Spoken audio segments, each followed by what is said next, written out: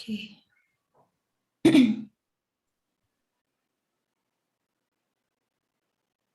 So we are live now. Good morning to all the participants present on the fourth lecture day of the special lecture series on Tibeto-Burman languages of Northeast India. Today, our speaker is Professor Mark William-Post from University of Sydney, Australia, and he will be talking about inclusive exclusive versus idioclusive heteroclusive, a new type of clusivity distinction in the languages of Northeast India. And the session will be chaired by Dr. Krishna Buru from the Department of Linguistics, Guwahati University. So I would like to request Dr. Krishna to kindly open the session. Thank you. Thank you, Manali. Good morning, everyone. I would like to first introduce today's speaker. Mark is familiar to all of us. Still, I want to say a few words. So Mark is currently a lecturer at the Department of Linguistics, the University of Sydney, Australia. He is an expert on Tangi languages spoken in Arunachal Pradesh. He has published multiple grammars, dictionaries, and numerous articles on Tangi languages, as well as other languages of Northeast India. Mark has been an editor for Neil's volumes, Northeast Indian Linguistics volumes, multiple times. And more significantly for us, Mark was a co-founder of the Northeast Indian Linguistics Society, which has been giving us a platform for sharing our research through conferences and through the publication of Neil volumes since 2006. We are very pleased and honored to have Mark today with us for his talk. So with these few words, I invite Mark to present the talk.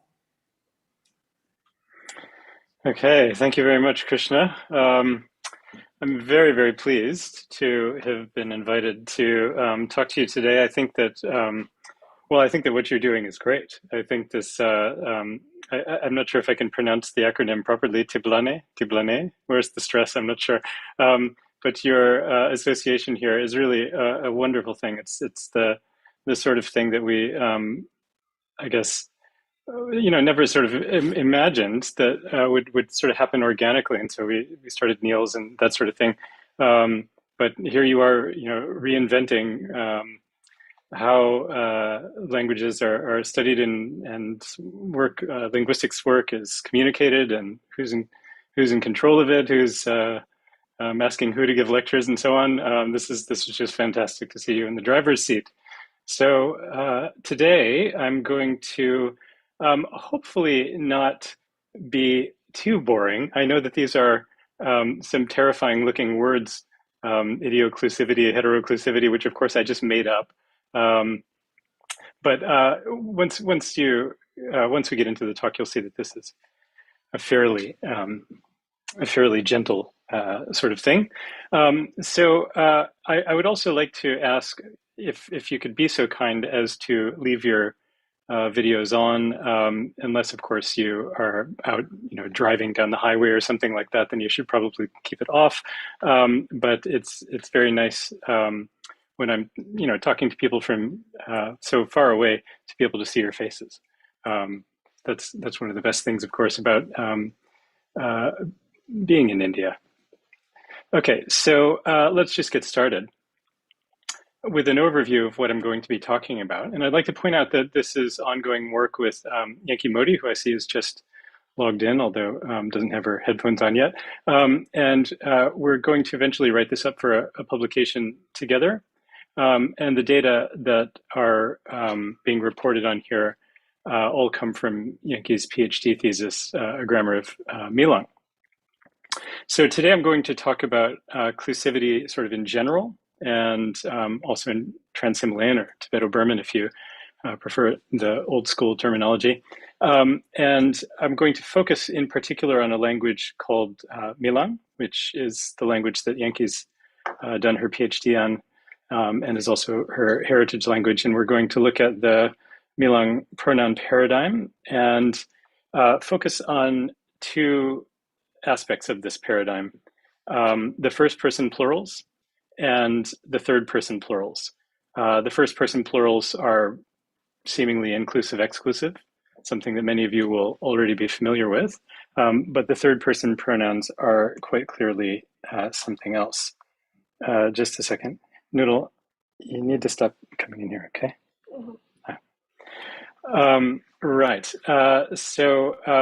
And then we'll look at whether this sort of distinction that I'm going to talk about exists in other languages or not, and what that would mean. So first, let's start with thinking about inclusivity in general. And there's sort of one main book that deals with this, which is called Inclusivity. And this is the sort of book that will test the patience of even the best of us, because it's sort of 600 pages about first and second person reference, and it sort of is mind-numbing, but it's very inclusive. It includes data from lots of the world's languages, and sort of is a defining moment, I guess, in the study of this sort of thing. And so inclusivity, and I'll talk about what it is just shortly. It's found in person reference systems, so verbal agreements and pronouns. We're going to talk about pronouns today. And it's found in perhaps 40% of the world's languages. Maybe the number might be a little bit higher if you did this survey today, but something like that. You can say roughly half the world's languages. And it's widespread in the Trans-Himalayan languages and the languages of Northeast Indian as well, that includes. So we find it in the Tiangik, Jalrongic languages, Lolo-Burmese languages, Dulong Rawang, Western Himalayish. I'm just going to keep on admitting these people that pop up in front of me here. And Kiranti and Newar. Closer to Northeast India, it's found in Bodish languages. So this includes varieties of Tibetan and the so-called Monpa languages that are found in Arunachal Pradesh and also in Tibet and Bhutan. In the Sal languages, or Bodo Konyak Jingpo as it used to be called, we find it in some of them, not all of them. And in what Scott Delancey is now calling South Central Kuki-Chin and perhaps also Naga, there's some distinctions of this kind found both in the Kuki-Chin and in some of the Naga languages. But these all seem to be secondary systems. I mean, they all seem to be somehow innovated in all of these subgroups, languages, etc. themselves. It doesn't seem to be a distinction that's reconstructible all the way back to the proto-language, at least not according to Delancey 2019, and I think he's probably right. So I'm going to only talk about pronouns today. I'm not going to talk about agreement systems, sigh of relief. And in pronoun systems, inclusivity distinctions are limited to first person, and this is going to be an important thing to keep in mind throughout the talk. They only occur in first person, non-singular pronouns. Okay, so duals, if your language has duals, it may occur in the duals, may not. But most likely, if your language has it at all, it will occur in the plurals. So we'll look at examples in just a second, but let's just get the distinctions down. So the dual inclusive is me and you only, nobody else, right? Us, the two of us. The dual exclusive is me and somebody else, but not you. The plural, I actually have diagrams of these things. Let me advance my slide. There we go. Okay, so that's the dual inclusive, right? Me and you, the two of us that are in the speech situation, nobody else. And then the dual exclusives will be me and somebody else, but not you. Okay.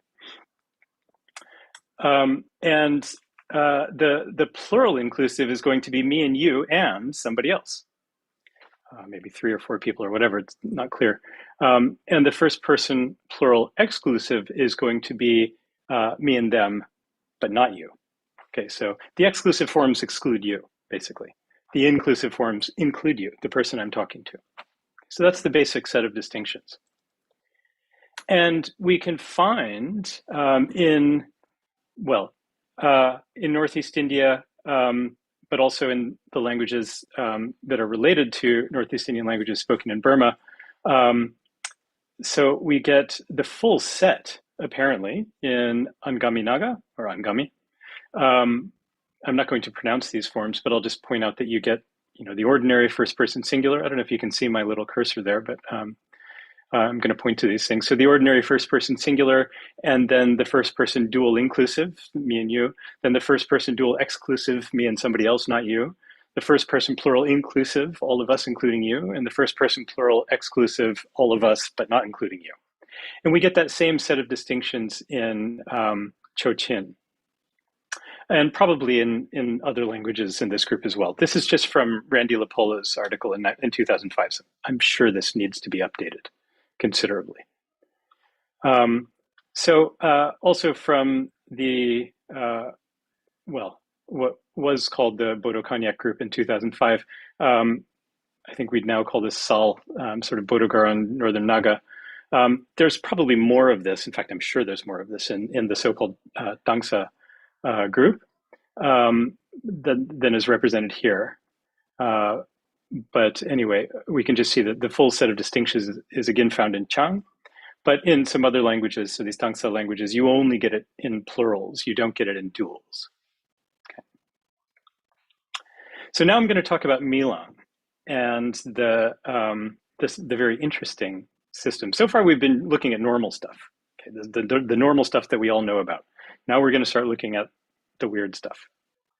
So Milang, for those of you who don't know about it, is a language that, we're saying that it's from the Macro-Tani branch of Trans-Himalayan languages, because we don't really know what else to call it. It seems to be closely related to Tani languages, but it doesn't seem to be as closely related to Tani languages as they are to one another. Okay, so some sort of relationship there, but not clear what. Milang might be related to Koro in another way, but that remains to be fully worked out because we don't really have a proper description of Koro yet. Anyhow, where it's spoken is sort of north of Pasigat, between Pasigat and Tibet, if you like. It's spoken in, let's say, two main villages, and then one offshoot village, I think I should say. So the village of Milang, as it's known nowadays, and the village of Dalbung. And Pakumodi is a smaller village that's not as easily accessible. You also find Milang speakers in Mariang and other places. So Milang has historically been very heavily influenced by Padam, Adi, as Yankee talks about quite a bit in her thesis. But that doesn't relate to what I'm going to talk about here. So three main villages, as I said, or two main villages plus a less main village. About 2,000 people total, maybe a little bit more or less. And traditionally, the sort of situation you might expect, hillside agriculture, vegiculture, so exploitation of lots of forest goods and foods, etc., hunting and foraging, the sort of thing that would be expected, right, for Northeast Indian hill tribal language. And as I said before, the data I'm going to be talking about is entirely, I think, from Yankee's grammar today. So let's look at it. So here, this is what we're going to be focusing on today. This is the Milang pronoun paradigm. So we have some normal singulars, I'm not going to talk about those at all, and some very normal duals. We can just see the duals are simply the singulars plus the numeral 2, as many of you will be familiar with that sort of formation from your own languages or languages you know about. It's sort of like I2, U2 is the dual forms, right? But then we've got these two plural sets, right? And I'm going to call them A and B for the moment. And we'll talk about what they actually are, what the difference is between them. But we only have the plural A and B distinctions in the first person and the third person. We don't have it in the second person. I think I've said most of this. All right. So normal dual pronouns, there's no clusivity distinction in the dual pronouns, unlike in Chochin, as we saw, Angami. So among second person, there's only one plural pronoun. That's what you'd expect. You wouldn't expect there to be more than one. But we have two first person plural pronouns and two third person plural pronouns. That's what's interesting. And the other thing that's interesting is that they look the same, right? So all of the plural A forms look the same, right? They have this consonant plus a long vowel, okay, a long A vowel. And the plural B forms also look the same. So they have this consonant plus a short vowel, short A vowel, plus this G suffix, which looks very suspiciously like the third person singular pronoun. We can't necessarily explain why that should be or whether that's the case, but we have to point it out. It looks pretty suspicious. Okay, so because these look the same, they seem plausibly related. So whatever is going on in the A group seems to be, they're formally similar, so it should probably be the same thing. And the plural B group, also formally similar, so it should probably be the same sort of thing. So what do they, where's my cursor? What do they mean? Let's start with the first person plural forms. That's going to be the easiest and most familiar. So the first person plural forms are nga, ngaji. So what do? Well, nga opposes the speakers group to the addressees group. Okay, so if I'm talking about nga, I'm talking about my group, not including your group. Okay, so here is an example from a text of Yankees. Should I try to pronounce it? Probably not. Anyway, what the speaker is saying, and I've just sort of retranscribed this a little bit to emphasize this, is that we have a custom called Yilichu. I don't quite remember who the speaker is speaking to, but it's clear that he's speaking to somebody who is not a member of his group, who doesn't share this custom. Okay. Might be speaking to, well, I don't remember. Anyway, he's using the nga form for that. So nga means we and not you. And here the speaker is saying, as I went upwards of our village, he uses the nga form, so the A form. So he's saying it's our village. This isn't your village. Okay, our village, not yours. So here's another example with the same thing. Even in our Holland village, we call it ngarba, flying snake. It's the same. And so by using this nga form, the addressee understands that it's not your village, it's our village. My village and my group's village. Same sort of thing. Up in our village, it's called Bingi. So what is Ngaji doing? Well, Ngaji is including the addressee in the speakers group. So I think I just have one example of this, but you'll see it easily enough. So here we have Agul Ngaji. What else is he saying? Et cetera, et cetera, et cetera. We say it a little differently. You and I say it a little differently, and our group, right? The way we name these two snakes. Okay, so here the we is including the addressee because he's among the people who are saying it differently. So so far, there's not much to say except we have a very ordinary inclusive-exclusive distinction, or it looks like one anyway, right? So the nga form is my group and not yours, and the ngaji form is all of us, you included. Okay, so that's inclusive-exclusive, and if that's all there was, I could end the talk here and say Milang is just an ordinary language, and there's nothing to learn here, so everybody can go about their business and go home. But there's more to the story, thank goodness. Otherwise, you'd ask for your money back. We have these other third-person forms, these third-person plural forms, right? So the thing to remember here is that there's no such thing as a third-person inclusive-exclusive distinction. They don't exist, right? You can read this clusivity book that I showed you at the beginning of these slides from front to back, and you will not find a single reference to the third-person inclusive-exclusive distinction because they're not reported. So that means no language seems to possess a distinction between one pronoun that means they and you, but not me, versus they, but not you and not me. Okay, no language seems to do this, and that's also not what's going on in Milan. So it's not obviously a occlusivity distinction, even though, again, formally, it looks exactly like these pronouns that are giving a occlusivity distinction. So what do these forms actually mean? These third-person forms. Well, so again, the alternation here is ja versus jaji. And to fast forward a little bit, I'm going to say what we think they're doing. The B form seems to be referencing a group that is known to the speaker, in the sense that this group is sort of part of the speaker's world of knowledge and relationships. Okay, so the B forms are likely to occur in cases where you're talking about, people from your own tribe, clan, etc., groups that you know, and they're part of your world of experience. The other forms are used for people that you don't know and are not part of your world of experience. So let's look at some concrete examples here. So here's the known form, the jaji form. And what the speaker does here is first establishes that there's some group of people that he knows about from his childhood memories. Okay, so he's saying on top of that, behind the elders march behind the tani as they, and I think that I probably cut it off. What would that say? As they march down from the mountain or something like that.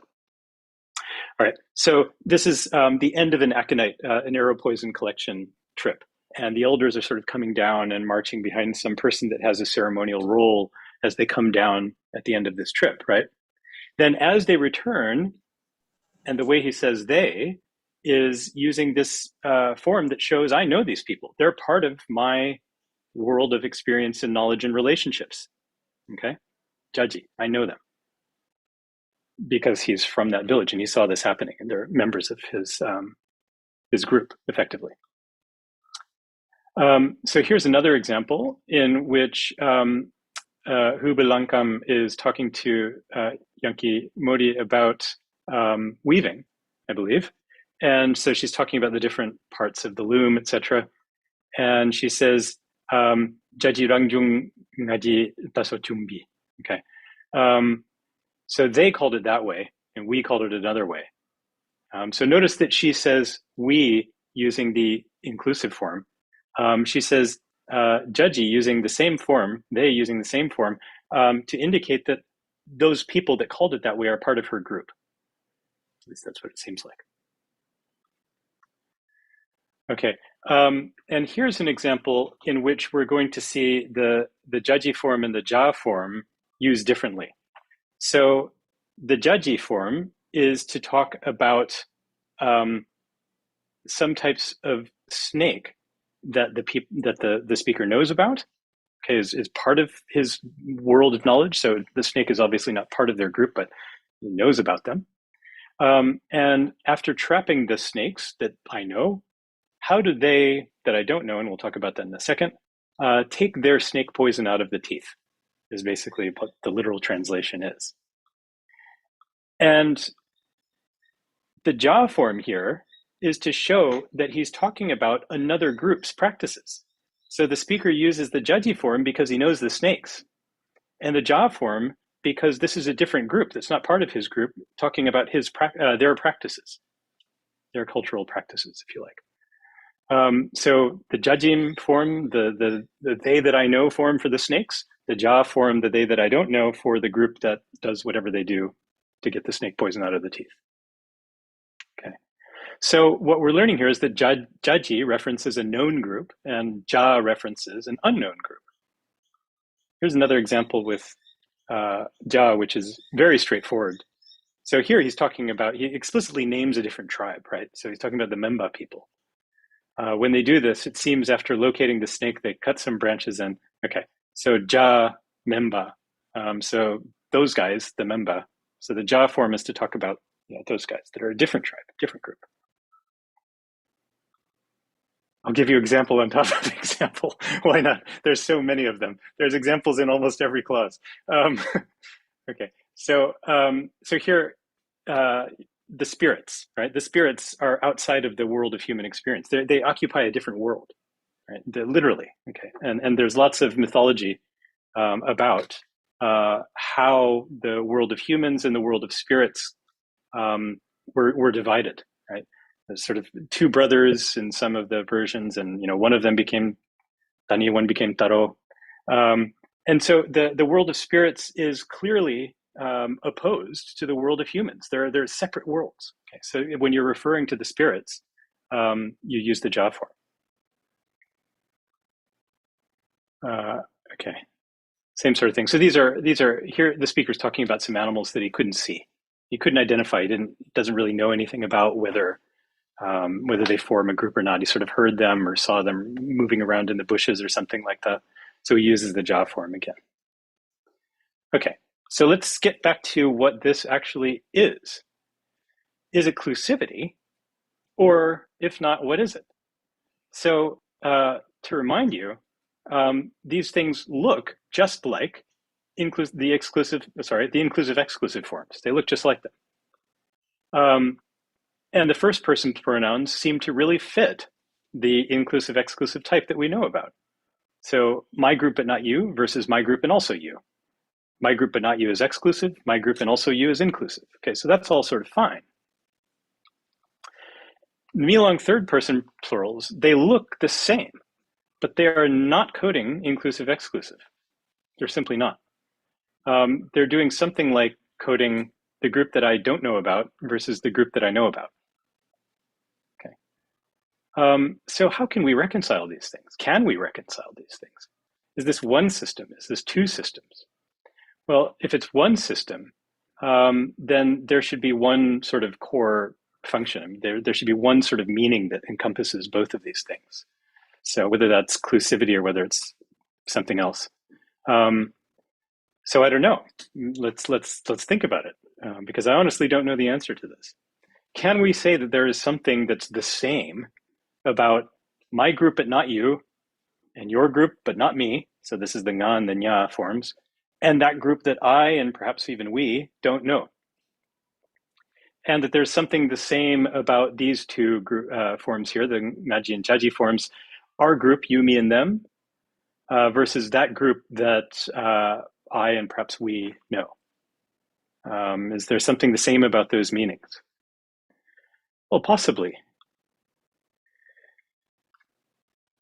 If we consider that these nga, nya, ja forms, these exclusive-like forms, have this meaning that's to do with groups that are not aligned with the knowledge or relationships of the speakers and maybe the conversants, the people who are talking to each other. And that the G forms, this ngaji and jaji, are what we might call idioclusive. They refer to groups that are aligned with the knowledge and relationships of the speakers. That's possible. It would mean that, we'd have to redefine these nga and ngaji forms. They're not inclusive exclusive anymore. This is a different sort of meaning. Another way of looking at it is to say that they look the same, but they're actually different categories. So just like we had said earlier, the nga and the ngaji forms, that's just inclusive exclusive, or rather it's exclusive inclusive. So that's the end of that. And then this ja and jaji form, this is heteroclusive and idioclusive. So they're different. They look the same, but they're different.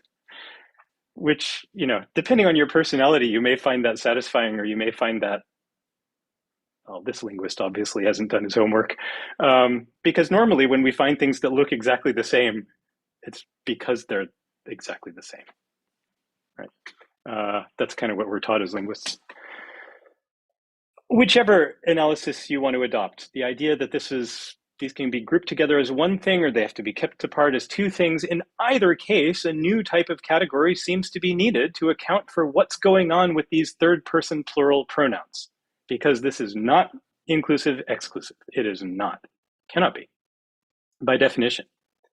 So we need some sort of new category, and whether or not it's going to be the category that has the name that we've decided to give it on the basis of what we understand remains to be seen, because I certainly can't claim that we've done an enormous typological survey of third-person plural pronouns throughout the world's languages. So we need to be sure that these things are not found anywhere else. And in fact, I'm about to show you that I think they probably are found, at least somewhere else, although not necessarily named yet. So let's look beyond Milang and see if we can find anything like this anywhere else. Well, not in Tani, the languages to which Milang seems most closely related. There's nothing like this in any Tani language that I know anything about, at least.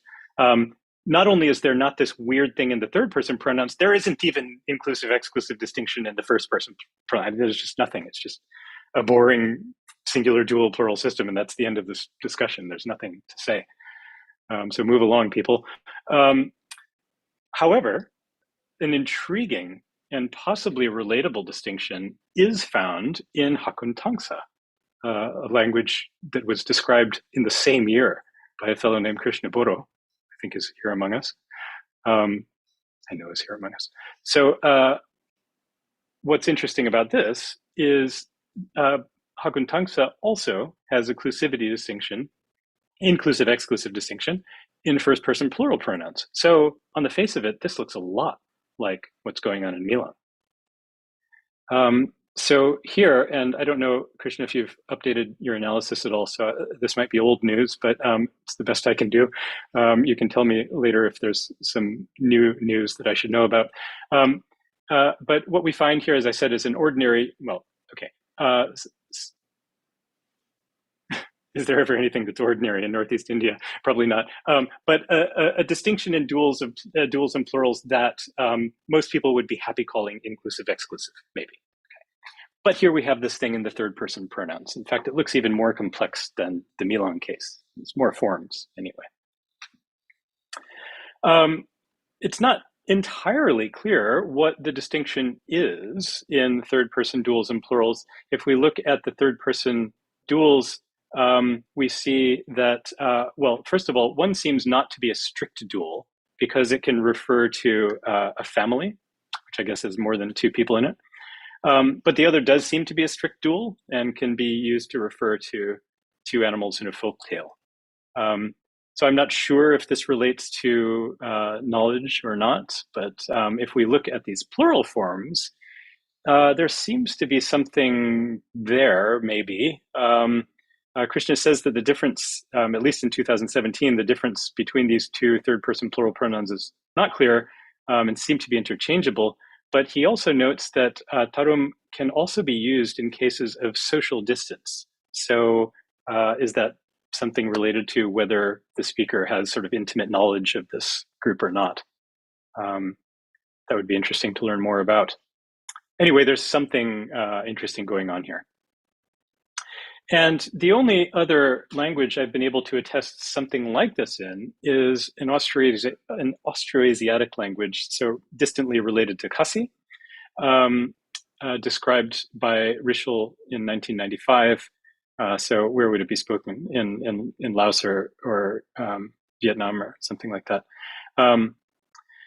So here it's not in third person plurals, but you get this weird distinction in second person plurals, which looks the same as a distinction you get in first person plurals. And his discussion of this is intriguing. He says it's not exactly inclusive-exclusive. And in fact, it can't be, because there's no such thing as an inclusive-exclusive distinction among second person plural pronouns. Okay, just like there's not in third persons, there's not in second persons. Okay, it doesn't exist.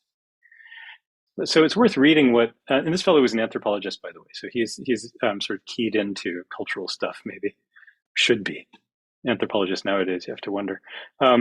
So the doublets, he says, jum, and however this is going to be pronounced, jum, perhaps, are enigmatic. Okay, I agree with him so far. One might speculate that it could be inclusive-exclusive, but he doesn't seem to think that's the case. He thinks, however, that ajum, so the form that might be an exclusive, refers to an occasional cluster of people. Whereas Adjum is the appropriate, so the potential, what do we want to call it? Idioclusive, perhaps, is the appropriate designation of a close-knit group of kinsmen to which the speaker belongs. So on the face of it, this reads to me exactly like the distinction that we've found among third-person pronouns in Milang. Now, a minor point that I might make about minor Mlabri is that this third-person pronoun set is not actually a real third-person pronoun set. So what this is it's a definite article followed by a word that means something like hand. And this means definite article plus 2, and this is definite article plus 5. So it's kind of like he is the hand or the body or something like that. And dual is the 2, and plural is the 5. So lots of languages don't actually have proper third-person pronoun sets. So some of you might know languages in which third persons are just referred to using demonstratives or names or noun phrases like that group, something like that. So it's not unusual for languages, especially spoken by small groups of people, to have to not have third-person pronouns. And so if that's the case, it's sort of not surprising to find this sort of distinction elsewhere in the paradigm. Is it the same thing as we see in Milang or not? It certainly looks like the same sort of thing semantically, but we'll have to, this is the only information we have on minor Mlabri. There's no other data. So taking a certain amount on faith. Okay, so I'm going to wind up now and tell you that Milang, Mlabri, and perhaps also Hakun Tangsa, I'm not sure, have alternations in first and second or third person plural pronouns that we've seen. And they have something to do with clusivity, at least in the first persons, but they cannot possibly be limited to inclusive-exclusive distinctions as we've learned about them throughout the linguistics literature. So authors that are talking about these things seem to be talking about differences between known groups and unknown groups, or groups that are intimate with the speaker and groups that, and possibly the addressee. It's actually a topic for research. And unknown groups, or groups that are not intimate with the speaker and possibly the addressee. So it's worth noting that the types of languages that these distinctions are found in are spoken, well, they're not really types of languages, but they're languages that are spoken by types of people, maybe we could say. Namely, communities that are relatively small, tightly knit, and may traditionally have had a fairly conscripted cultural world. So not a whole lot of integration with outside groups, a lot of group versus group sort of understanding of the world. And that this sort of understanding pervades the grammars of at least some of these languages. So in Milang, for example, we find grammatical marking of personal knowledge versus group knowledge, personal and group relationships, etc., in things like egophoricity, evidentiality, and nominalization and focus constructions that Yankee has presented at various conferences. And this could be another type of marking that relates to this sort of concern that Milang speakers evidently have with whether they're talking about stuff that is in their own world of knowledge or somebody else's world of knowledge. Okay, so this could be another one of these sorts of things. And it's also worth noting that if what's going on in Hakun Tangsa is at all relatable to what's going on in Milang, and it seems formally relatable, if not semantically, it's worth noting that they're not particularly closely related within the family. So we don't actually know how closely related they are because we don't actually have a real structure of the family, but nobody has proposed that they're very close. And I'm certainly not going to propose that they are either. And they're also not in contact. So the Tangsa languages are sort of on one side of the Lohit, Milang is on another side of the Lohit, and never the twain shall meet, at least in the past couple hundred years, as near as we can tell. So this is not a genealogical phenomenon at a lower level, and it's not an aerial phenomenon at a lower level. This is something something deeper. Okay, Subarao is going to tell us something soon. Look forward to that. So there must be more of this stuff. If this is not a lower level phenomenon, there must be some of this stuff going on in Northeast Indian Trans-Himalayan languages and perhaps elsewhere as well. So I, and Yankee, and perhaps also Krishna, would be very grateful if anyone could volunteer any information about any similar sorts of alternations that you may find in languages that you know about. That's my main reason for giving this presentation today, not because I thought that you would be interested in this, but because I'm interested in knowing what you know. So I have a personal selfish reason for giving this talk. So you could either tell us about it now, if you would like to, or you could email me and tell us about it later. But that's all I'm going to tell you about today. So thank you, and I look forward to questions, comments, discussions, etc. Thank you, Mark, for this excellent talk. And this topic is certainly very intriguing. So I invite questions and comments from the audience.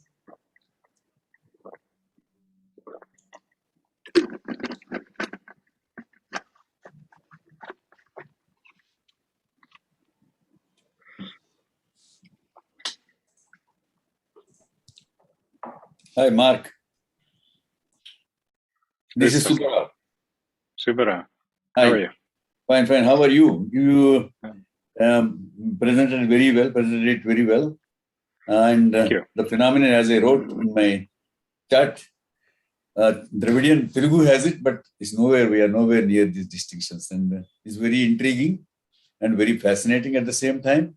So you don't have to feel bad that it's only you like it. We also like it and we enjoy it. Thank you. I feel Worth our reassured. time. Thank you. It's worth our time. Very worth our time. I feel very reassured. Thank you. Thank you.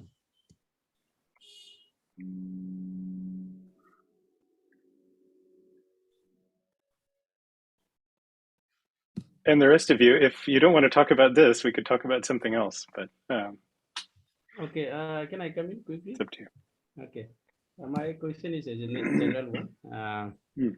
So I am intrigued as to why some languages within the Tibeto-Burman family have this inclusive, exclusive with first person dual and plural, whereas other languages tend not to show this phenomena. Is this to do with some sort of socio-cultural, what you call, phenomena that get into the language and into the culture, or how would you explain it? Yeah, excellent question. That's at the end of the day, that's the most important question. That's the most interesting question. I don't know if we have an answer to that. What I will say is that this phenomenon that I've been talking about among, did Patang just disappear? I am here. Oh, he's coming back. Okay. Sorry. I see all these squares and they move around, so I'm never sure. Anyway, right. So the phenomenon that I've been talking about, and that the Yankee and I have been talking about in relation to these third person pronouns, I would like to say that the answer to your question is yes. There has to be. All right. Now, I can't prove that because I haven't done a full cross-linguistic study, because we don't even really know what these things are yet. We haven't really got a proper description for any language, much less a typology that goes across languages. But I'm willing to put some money on it. I am a sort of betting man. I'm willing to bet money that these sorts of distinctions found in third-person pronouns are absolutely going to correlate with particular sociocultural features, and they're going to be found always and only in languages that were traditionally spoken by fairly insular communities. Okay, communities that were not necessarily isolated from everybody, but were fairly tightly knit and had a pretty clear sense of us versus everybody else. So that's as far as the third person stuff goes. As far as the first person stuff goes, so the normal inclusive exclusive stuff, I don't have a good answer for that, because these things are found in lots of languages. And as Subbarao has pointed out, they're found in massive languages like Telugu. Okay. Now, Telugu, has not always been a language spoken by millions and millions of people. It was also, and still is, spoken as a village language by small groups of people. But still, I think you would want to say that, yeah, modern Telugu, to the extent that it preserves an inclusive-exclusive distinction, you don't want to call this a language spoken by tiny groups of people. I mean, it's spoken by tens of millions. Okay, and there are other cases as well. And conversely, you also find languages that are spoken by small groups of people, even here within Trans-Himalayan, that don't have this. So I mentioned earlier that the Tani languages, to which I've devoted much of my life studying, don't have this at all.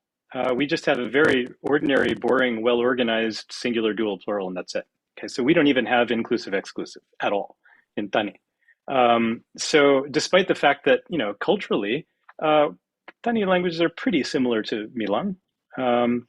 So I don't see a very clear case there to be made with the normal inclusive exclusive distinction. So the answer is sort of yes and no. With the third person stuff and the second person stuff that we saw with Minor Mlabri, absolutely yes, there has to be something closely cultural in the development of these systems. In terms of the inclusive exclusive stuff, it's really not clear, but it doesn't seem obvious.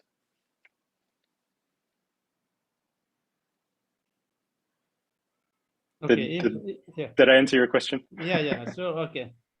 While others prepare to examine, let me extend this question to somewhat distantly related notion of what you call this peopling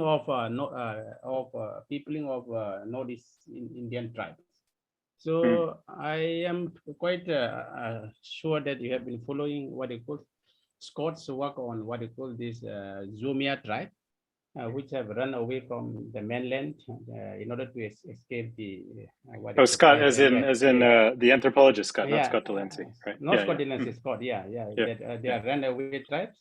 They are runaway people to escape the what you call the tyranny of the plain region.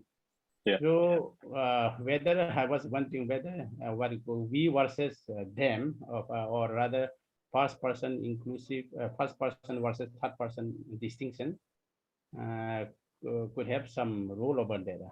I don't know. Maybe I'm extending the argument. Yeah. No, I think you're thinking in the right area. I've just written a paper that I'll be happy to send you. I'd be interested to hear your comments. That is a bit critical of Scott's thesis here, for the reason that his explanation, or what he claims is an explanation, for Hill tribal people being the way they are because they're refugees from states, I don't find that compelling. It seems quite clear that there were Hill tribal peoples throughout mainland Southeast Asia, including Northeast India, well before there were any states in the area. Okay, so the first states date from about 2,000 years ago in the area, right? There's absolutely no question whatsoever that Northeast Indian languages are older than that. Now, languages and peoples, you can't necessarily equate them, but it's absolutely certain that Northeast Indian languages are older than 2,000 years. I mean, not each one individually, but the stocks in general. So there were people in the hills of Northeast India before there was any state to interact with. That's my argument. And sure, since that time, maybe there have been. I mean, we get cases where it seems relatively clear that there have been population movements because people were fleeing states, or maybe fleeing is not the right word, maybe just not wanting to be around them, right? And so going up to the hills. But generally speaking, most people were already there. And so I don't see there being such an important determinative, well, I don't see the state having such an important determinative role. Okay. You don't need to invoke the state to have a concept of us and them. All right. The tribes themselves already do that.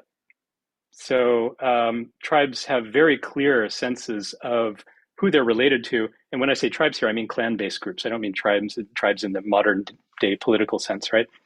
Clan-based groups have quite clear senses of who is in their group and who is not.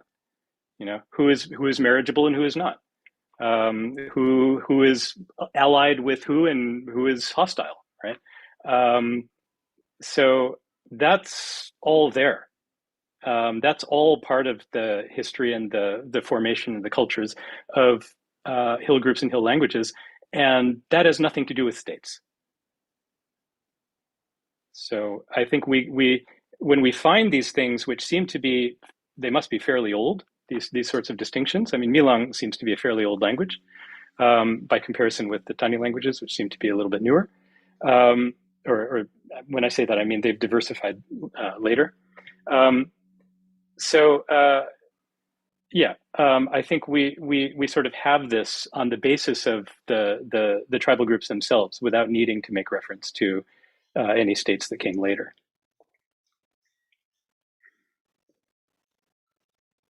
I hope that wasn't too politically sensitive a thing for me to say. It clears my doubts. Yeah. Okay, thank you.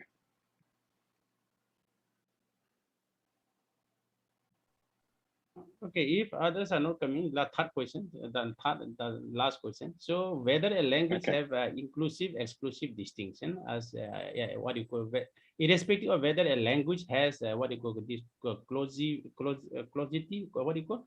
Clusivity, yeah. Closivity or not closivity. Languages do have the strategy to what you call demarcate, make the distinction between us versus them.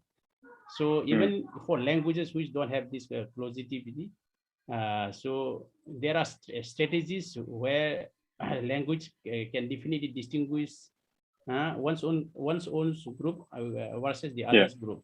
So in typological or in linguistic terms, why is it that it arose in some of these languages as the one that you presented here, and also with Kuki-Chin languages and many subgroups, whereas other languages don't?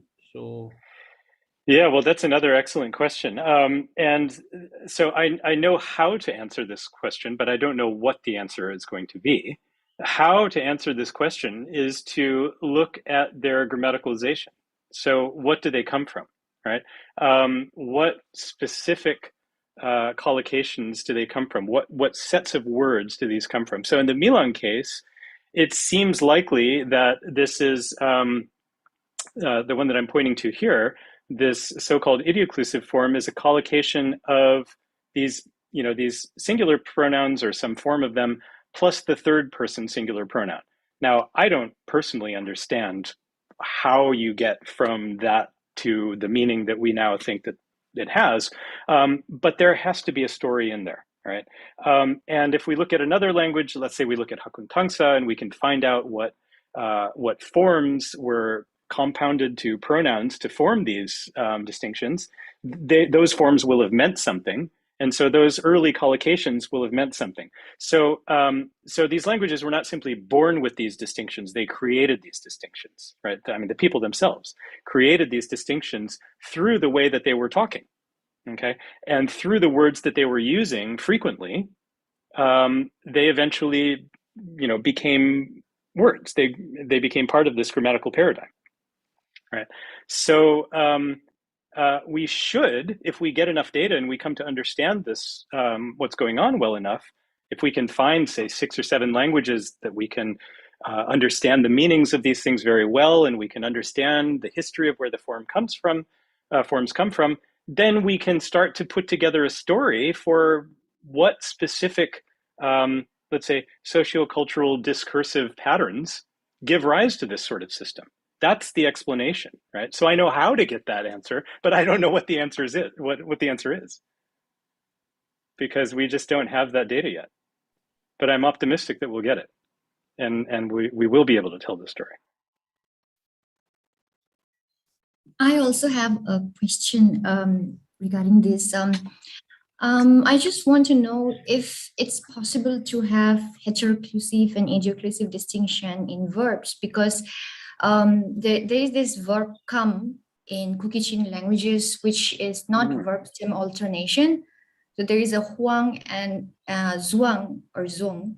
I'm just confused with pronunciation. So when it's about huang, when the speakers use it in biate, for example, it's like all of those places that they're familiar with, or they know the places. But when somebody comes from elsewhere, that they use zhuang. So it looks to me like even I could not give any explanation to it when I was working on it. I just called it as two different lexemes, lexical variations for two different knowledges. So could this also be kind of occlusivity distinction for verbs? Yeah, well, at this stage, whether we want to call this clusivity or not becomes a question. But it seems okay. First of all, it's totally plausible that you would find a distinction like this in verbs. It's totally plausible. So whether we want to say if it's the same or it's just similar, whatever we want to say, we want to give it the same label or not. We'd have to, look at it in more detail and kind of compare it and see what's going on. But as I tried to point out a little bit towards the end of the talk, where was it? No, that's not it. Yeah. So you find, at least in Milang, all right. Just if I can just speak for Milang for a second. This distinction that I've talked about, this idioclusive heteroclusive distinction, or whatever it is, this known group unknown group distinction, is not isolated within the language. All right, it's not the only thing in the language that is sensitive to this sort of idea. There's lots of stuff in the language that's sensitive to this sort of idea. Whether the person I'm talking to is a member of my group or not, whether we have shared experience, shared knowledge or not. This is really important to many aspects of the language. And so, yeah, not surprising that if that's the case also in, I'm sorry, which language were you talking about? Biate. Biate, okay. Yeah, so not surprising that you would find that sort of thing potentially in the verbal lexicon as well. Again, there's probably a story to tell that relates to the history of how those verbs came about. The distinction between the verbs, which I guess are related to one another, right? They look the same, right? Or similar, I mean. Is that right? I can't remember how they sound. Yeah. There are two knowledges. One is the known knowledge when you use So what are the forms? Can you pronounce the forms again? Huang and Zhuang. Yeah, so Huang and Zhuang. Okay, so they share some amount of form, but then they differ in some amount of form, right? So the similarities and the differences, they come from something historically, right? And so ultimately, the modern day difference we have between these two verb forms comes from older differences that we have between a verb plus something else versus a verb plus another something else, right? So again, the answer is in the history. And the fact that speakers are making constructions that refer to intergroup relationships and they grammaticalize or lexicalize, in this case, in different areas of the language, is not surprising at all. If you're talking about this sort of thing constantly, then it's going to make its way into different areas of your language.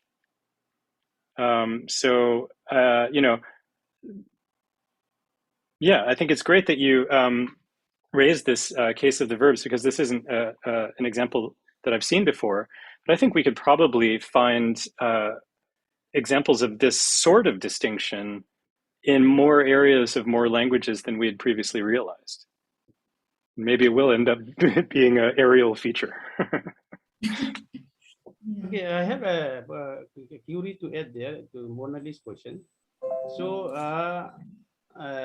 regarding the choice of what are the two verbs? Zhuang and Huang. Huang and Zhuang. So whether the choice of the verb Huang and choice is determined by the nature of the pronoun. When I say the nature of the pronoun, so the nature of the pronoun, or both, whether both Huang and Zhuang can come with the same pronoun. There you have different story. But if the choice of Huang and Zhuang is determined by the clusivity of the, what you call, to use Mark's word, clusivity of the pronoun, then you may get some answer to that. Because without the pronoun, unless the pronoun has to be either explicitly or implicitly known by the speaker, right? So whether the choice of the Huang and Zhuang is determined by what type of pronouns, that would be. Pronouns are not playing a role. In fact, I tried to substitute, and it's more about the knowledge and the familiarity. So it's like all of those that I am familiar with, I use Huang, and all of those which I have no idea. For example, I am in Guwahati and I know Guwahati. So if I say I came from Guwahati, that would be Huang. But if somebody has come from Guwahati and I've never heard about it and it's not in my knowledge, it will be Zhuang. So pronoun is not playing a role. It's about the knowledge and familiarity of the location. So that was what yeah. Manali, I'd be really happy if you could send me some of this data if you've written about it. This sounds like very much the sort of thing I'd like to know more about. Sure. And if we do end up publishing something that refers to it, you will of course get full credit. Sure, thank you, Mark. All right, it's time. If there are any quick questions, maybe we can have a very quick question. Oh my goodness, is that Tangi Changte? Is that really Tangi Changte, or is that somebody pretending to be Tangi Changte? I haven't seen Tangi in probably a decade. She's probably not paying attention. She is the real Tangi Changte. She's there, but she's not paying attention. That's the good old Tangi. All right. Okay, so if there are no questions. Yeah, Mike, that's interesting. Yes, madam, please go ahead. Yeah. I'm paying attention. I'm just on two systems. That's what I was trying to figure out. Yeah. All right, Tangi. Yeah. Yeah, that was really interesting. I was just curious about Biate because, well, I just won't go into it now, but yeah, there's, a lot of, known and unknown stuff, the evidentiality and all of that. I think that all ties into it. That's what I was thinking. What we know, what you know, and what we don't know, and what you know, that kind of stuff. So yeah. That's what I was thinking about. Yeah. So there's something similar in Mizo, but you have to know the grammar, also the language, to figure it out. So yeah, that's really interesting. So yeah, I'll inbox you some more, Mark. So okay. Right. Yeah, because in Nishi they have a lot of stuff of specific and unspecific, that kind of stuff too. And I think they're all related somewhere. So I have to dig up my Nishi notebook to look at my data again. So okay, sounds good. Yeah. So thank you. Yeah, I'm not hiding. I'm just trying to recover from lockdown. Okay. So good. Yeah. All right. Okay, good. Thanks. So you'll have this paper available, right? Just for a draft to look at. Yeah. Not really. I mean, the paper is sort of what you've just seen right now. Okay. I can. Oh, what is this doing? I can. Just a second. Is this going to work? Yeah, I can. Oops, that's not the same one. Here it is. I'll upload these slides to the chat window here. So if anybody Okay. wants to have a look in their own time and perhaps send something along, that'd be good. But no, we haven't written up the paper yet because anytime you're saying this is a new thing in the world's languages that nobody has ever seen before, you got to be really careful, right? So Yeah. we're feeling out the the landscape before we make that sort of claim. Yeah. Did it come to the chat, the slides? Yes, yes, I have downloaded it in case if people just miss it. So I'll share it later in the group. Yeah. Great. Okay. Thank you. Okay, then. Okay, so I think we're about time, right, Krishna? Yes, it's time. Now I hand over the program to Bizen. Thank you, Krishna. Thank you very much. I, on behalf of the TiBLANEI, would like to thank all the participants for being a part of today's talk. Thank you very much for that. And I thank Dr. Krishna Boro for smoothly chairing the session. And special thanks goes to Professor Mark Post for accepting our invitation and to share sharing his expertise in this very interesting and insightful presentation. We all I hope you all enjoy your presentation. And yeah, same thing also clicked to my mind also. Yes, we also have this kind of I'm not very able to figure it out whether it will be a case of plausibility or it's not the case, but yeah, I will think on in my language as well. So thank you very, very much, Mark, once again, for appreciating the activities of TiBLANEI as well. And yeah, I thank all the participants and have a good day to all. Okay, thank you all as well. Mark, thank you, Mark. Thank you so much, Mark. Thank you, everyone. Thank you. Thanks, Bye-bye. everyone, for. Yeah, bye, Mark, Yankee, and the kids. Thanks for Bye-bye. the huge turnout today. We have a huge turnout for Mark's talk. So you are really needed to clear some of our doubts in future. Okay. Well, I'm always here. I'm always here waiting. All right. Bye for now. Bye-bye. Bye-bye. Bye-bye.